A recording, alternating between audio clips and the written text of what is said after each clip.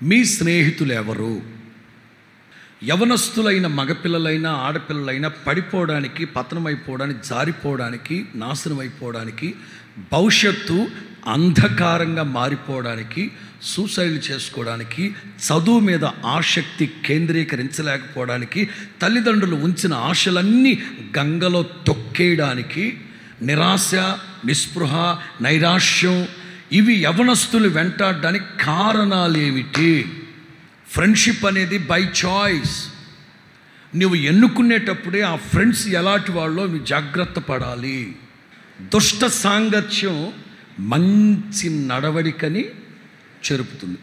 దుష్టుల ఆలోచన చొప్పున నడువక, పాపుల మార్గమున నిలువక, అపహాసకులు కూర్చుండు చోట కూర్చుండక, ఇవి మూడు అవాయిడ్ చేసి దీస్ కైండ్ ఆఫ్ మెంటాలిటీ, ఇలాంటి మనస్తత్వాలు కలిగిన స్నేహితురాల్ని వదిలిపెట్టి, ఇలాంటి మనస్తత్వాలు కలిగిన స్నేహితులను విడిచిపెట్టి వాళ్ళతో ఉన్న స్నేహాన్ని వెంటనే తునకలుగా ఏమాత్రం నో మోర్ కంపాషన్, ఏ కనికరం లేకుండా తెంచేయడమే. అమ్మో గమ్ముని తెంచేస్తాడు ఏమన్నా అనుకుంటా, వాడు ఏమైనా అనుకోని నీకు అనవసరం.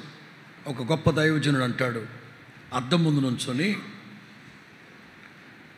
20 ఏళ్ల తర్వాత నేను ఎలా ఉండబోతానో, ఎలా ఉంటానో అని అనుకోవడం కంటేనట, గొప్ప దైవజనుడు అంటాడు, నువ్వు అద్దం ముందు నుంచొని 20 ఏళ్ల తర్వాత నేను ఎలా ఉంటానో, నా భవిష్యత్తు ఎలా ఉంటుందని ఆలోచించాల్సిన అక్కర్లేదు. నీ ఫ్రెండ్స్ ఎట్లాంటోళ్ళో చూసుకో. మొదట నీ ఫ్రెండ్స్ ఎట్లాంటోళ్ళో చూసుకొని 20 ఏళ్ల తర్వాత నువ్వు ఇలా ఉంటావని గుర్తుపెట్టుకోమన్నాడు. తల్లిదండ్రులు మీ మీద చూపే ప్రేమ మీకు అల్పంగా అనిపిస్తుందా? వాళ్ళు ఏదో చేతగాని వాళ్ళు, అసమర్థులు, చదువు సంధ్య లేని వాళ్ళు, మనమే గొప్ప తెలివితేటలు అని అనుకుంటున్నారా?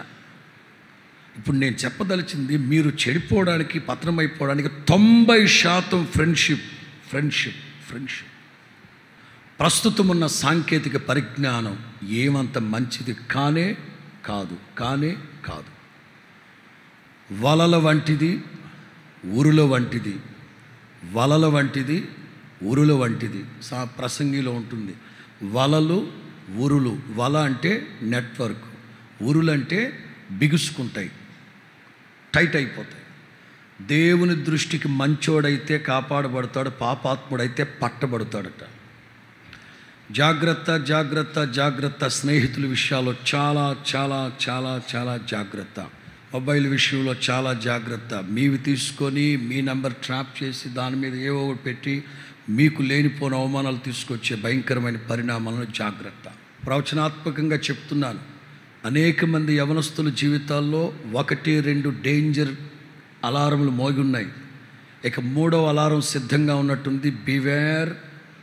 Beware, be cautious in this particular matter. ఆడపిల్లలైనా మగపిల్లలైనా జాగ్రత్త. మీరు చూస్ చేసుకునే ఫ్రెండ్షిప్ ఎలాంటిదో అర్థం చేసుకోండి. శాంసన్ ఈ ఫ్రెండ్ కాదని ఆ ఫ్రెండ్ కాదని ఈ ఫ్రెండ్ అని ఇట్లా పిచ్చి వేషాలు వేస్తూ వచ్చాడు. చివరికి 2 డేంజర్ అలారంలు మోగాయి. 3వది సిద్ధంగా ఉంది. జాగ్రత్త, భవిష్యత్తు చీకటైపోద్ది. 40 సంవత్సరాలు న్యాయాధిపతిగా ఉండాలి శాంసన్.